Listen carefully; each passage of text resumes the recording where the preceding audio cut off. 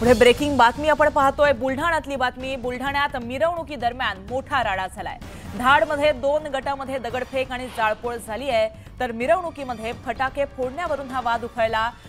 या संपूर्ण पार्श्वभूमीवरती मोठा पोलीस बंदोबस्त आणि पोलीस फौजफाटा देखील तैनात आहे।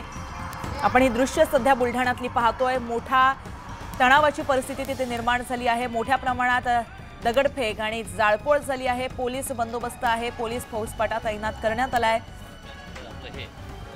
फटाके फोडण्याच्या कारणावरून अशा प्रकारे मिरवणुकी दरम्यान हा राडा झाल्याचं दृश्य समोर आलंय। खऱ्या अर्थाने विदारक अशी ही दृश्य आहेत। मोठ्या प्रमाणात तणावाची परिस्थिती बुलढाणामध्ये निर्माण झाली आहे। ही दृश्य हाती आली आहेत। बुलढाण्यामध्ये मिरवणुकी दरम्यान मोठा तणाव निर्माण झाला आहे। मोठ्या प्रमाणात राडा झाला, त्यानंतर जाळपोळ करण्यात आली, दगडफेक देखील झाली आहे। या पार्श्वभूमीवरती पोलीस देखील तिथे दाखल झालेले आहेत। मोठा पोलीस फौजफाटा जो आहे तो तैनात करण्यात आलाय। या पार्श्वभूमीवरती आपण अपडेट जाणून घेतोय आमचे प्रतिनिधी राहुल खंडारे यांच्याकडून। राहुल, नेमकी ही घटना काय आहे, सद्यस्थिती काय?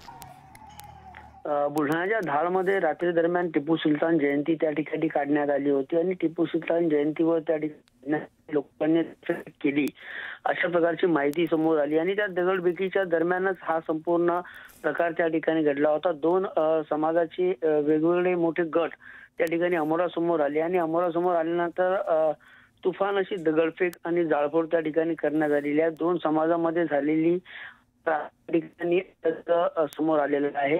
ज्या वेळेस 2 समाजामध्ये दगडफेक आणि जाळपोळचा प्रकार सुरू असताना ही माहिती स्थानिक पोलिसांना मिळाल्यानंतर पोलिसांची मोठी फौजफाटा देखील त्या धाडमध्ये दाखल झाला होता आणि पोलीस दाखल होई अगोदरच अनेक गाड्यांना त्या ठिकाणी जाळून गाड्यांची राखरांगोळी करण्यात आली होती आणि तुफान अशी दगडफेक त्या ठिकाणी सुरूच होती। पोलीसही त्या ठिकाणी पोहोचले, मात्र परिस्थिती जी होती रात्री दरम्यान अतिशय विदारक अशी परिस्थिती होती। परिस्थिती नियंत्रणाच्या बाहेर गेलेली होती। बाहेरगावून त्या ठिकाणी पोलीसही बोलवण्यात आले होते, मात्र आता सकाळची परिस्थिती जर आपण बघितली तर पोलीस परिस्थिती हाताळलेली आहे आणि नियंत्रणाबाहेर आहे। नक्कीच राहुल, याकडे आपलं लक्ष असेल, अपडेट घेत राहू। धन्यवाद तुम्ही दिलेल्या माहितीसाठी। बाहुबली देवेंद्र फडणवीस यांना मुख्यमंत्री पदाच्या ॲडव्हान्स शुभेच्छा अशा आशयाचे महाकाय होर्डिंग्स बीडच्या आष्टी शहरामध्ये लागले आहेत। आष्टीचे नगराध्यक्षा जिया बेग यांनी हे बॅनर्स लावलेत। शिंदेंनी जी भूमिका घेतली त्याला आमचं समर्थन असेल अशी प्रतिक्रिया मंत्री उदय सामंत यांनी दिली। दरम्यान लवकरच मंत्रिमंडळ आणि मुख्यमंत्री शपथ घेतील असं देखील उदय सामंत म्हणाले। शरद पवार पक्षाच्या आमदारांची उद्या बेलर्ड इस्टेटमधील कार्यालयामध्ये बैठक होणार आहे। विधिमंडळ गटनेता निवड तसंच इतर विषयांवरती बैठकीमध्ये चर्चा होणार आहे। गटनेते पदासाठी जयंत पाटील, जितेंद्र आव्हाडांच्या नावाची चर्चा आहे। मुख्यमंत्री शासन आपल्या दारी या कार्यक्रमाचा राज्यभर बोलबाला रंगलाय। महाराष्ट्रातील प्रतिष्ठेचा असा स्कॉच पुरस्कार या कार्यक्रमाला प्रदान करण्यात आला। 280 प्रकल्पांमधून शासन आपल्या दारीच्या महाराष्ट्रातील मॉडेलची निवड करण्यात आली आहे। दरम्यान आता लक्ष शासन आपल्या दारी 2.0 असं विधान मुख्यमंत्री एकनाथ शिंदेंनी केलंय। मुख्यमंत्री एकनाथ शिंदे सध्या त्यांच्या दरे या गावामध्ये आहेत। दरम्यान एकनाथ शिंदेंना 105 डिग्रीपर्यंत ताप आल्याची माहिती आहे, त्यामुळे शिंदे दिवसभर घराबाहेर पडलेले नाहीयेत। मुख्यमंत्री एकनाथ शिंदेंना ताप आहे, घशाला इन्फेक्शन झालंय, त्यामुळे 4 जणांच्या डॉक्टरांच्या पथकाकडून शिंदेंवर उपचार सुरू आहेत अशी माहिती त्यांचे कौटुंबिक डॉक्टर RM पार्टे यांनी दिली आहे। तसंच शिंदे आज मुंबईला येतील अशी सुद्धा माहिती डॉक्टरांनी दिली आहे। अरविंद केजरीवाल यांच्या सुरक्षेमध्ये चूक झाल्याचा प्रकार घडलाय। दिल्लीतील पदयात्रेदरम्यान केजरीवालांवर एका व्यक्तीनं एक प्रकारचं द्रव्य फेकलं। दरम्यान या प्रकारानंतर पोलिसांनी त्या इसमाला ताब्यात घेतलंय। उद्धव ठाकरेंच्या हस्ते पाणी पिऊन बाबा आढाव यांनी आपलं आत्मक्लेश उपोषण मागे घेतलं। दरम्यान विधानसभा निवडणुकीमध्ये काहीतरी गडबड आहे, निवडणुकीत पैशांचा भरमसाठ वापर झाल्याचा संशय आढाव यांनी व्यक्त केलाय। सध्या सत्यमेव जयते नव्हे तर सत्तामेव जयते सुरू आहे असा टोला उद्धव ठाकरेंनी सत्ताधाऱ्यांना हाणला, तर उद्धव ठाकरेंनी EVM सह व्हीव्हीपॅटच्या रिसीटच्या मोजणीची मागणी केली आहे। अजित पवार यांनी बाबा आढाव यांची भेट घेतली। यावेळी जनतेला कौल आपण मान्य केला पाहिजे, लोकसभेला निकाल मान्य होता, मग आता का नाही असा सवाल अजितदादांनी बाबा आढाव यांना केलाय।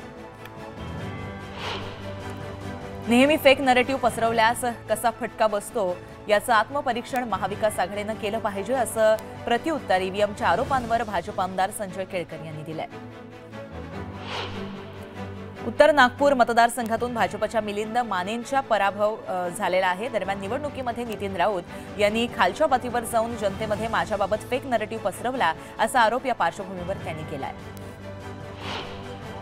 निवडणूक आयोगानं विधानसभा निवडणुकीमध्ये हेराफेरी झाल्याचा आरोप काँग्रेस प्रदेशाध्यक्ष नाना पटोले यांनी केला। रात्रभरामध्ये मतदारांची संख्या कशी वाढली याचा प्रश्न सुद्धा त्यांनी उपस्थित केला। जळगाव जिल्ह्यातील एका माजी मंत्र्यासह महाविकास आघाडीच्या 2 उमेदवारांनी ईव्हीएम आणि व्हीव्हीपॅटच्या फेर तपासणीसाठी अर्ज केले आहेत। लागणारी रक्कम भरून त्यांनी जिल्हाधिकाऱ्यांना निवेदन दिलंय। ईव्हीएम विरोधामध्ये भीम आर्मीकडून दादरमध्ये आंदोलन करण्यात आलं। दरम्यान आंदोलनकर्त्यांना पोलिसांनी ताब्यात घेतलंय। निकालावर संशय घेत ईव्हीएम आणि व्हीव्हीपॅट मशीनची पडताळणी करा अशी मागणी माजी आमदार राजन साळवी यांनी केली। निवडणूक निर्णय अधिकाऱ्यांना त्यांनी तसं निवेदन दिलंय। काँग्रेस नेते बाळासाहेब थोरात यांनी ईव्हीएम पडताळणीसाठी अर्ज केलाय। दरम्यान थोरात यांना पराभव पचवता येत नसून ते स्वतः 3 वेळा ईव्हीएमवर निवडून आले तेव्हा मात्र ईव्हीएम चांगलं होतं असा टोला भाजपच्या अमोल खताळांनी त्यांना लगावलाय। काँग्रेसचे प्रदेशाध्यक्ष नाना पटोले यांच्यावरती आरोप केल्याप्रकरणी काँग्रेसचे मध्य नागपूरमधील उमेदवार बंटी शेळके यांना कारणे दाखवा नोटीस जारी करण्यात आली आहे। आपल्याला निलंबित का करू नये असा सवाल करत शेळकेंना 2 दिवसांमध्ये खुलासा करण्याचे आदेश देण्यात आले आहेत। विधानसभेमध्ये पराभव झाल्यानंतर आदर्श पतसंस्थेतील ठेवीदारांनी इम्तियाज जलील यांची भेट घेतली। भेट घेत पराभवाबद्दल खंत व्यक्त करताना ज्येष्ठ महिला ठेवीदारांना अश्रू अनावर झाले। विरोधी पक्ष नेते अंबादास दानवे यांनी सिल्लोड, कन्नड आणि वैजापूरमधील मतदारसंघाचा विभागनिहाय आढावा घेतला। यावेळेस निवडणुकीच्या अपयशानं खचून जाऊ नका असं आवाहन अंबादास दानवे यांनी ठाकरे गटाच्या कार्यकर्त्यांना केलंय। शरद पवारांनी निवडणुकीच्या वेळेस ईव्हीएम विरोधात तक्रार का केली नाही? सत्ता आणि पैशाचा गैरवापर झाला असेल तर महाविकास आघाडीनं आधीच तक्रार करायला हवी होती। हे फक्त पराभवाचं खापर फोडलं जातंय असा पलटवार मंत्री शंभूराज देसाई यांनी केलाय। बार्शी मतदारसंघातील पराभवानंतर शिवसेना उमेदवार राजेंद्र राऊत यांनी कार्यकर्त्यांचा चिंतन मेळावा घेतला। दरम्यान अंतर्गत नाराजीतून आपला पराभव झाल्याचं स्पष्टीकरण यावेळेस राऊत यांनी समोर केलंय। उत्तर प्रदेशचे मुख्यमंत्री योगी आदित्यनाथ यांनी रिपाईचे अध्यक्ष केंद्रीय मंत्री रामदास आठवले यांची भेट घेतली। लखनौमध्ये योगी आणि आठवलेंनी एकमेकांची सदिच्छा भेट घेतली।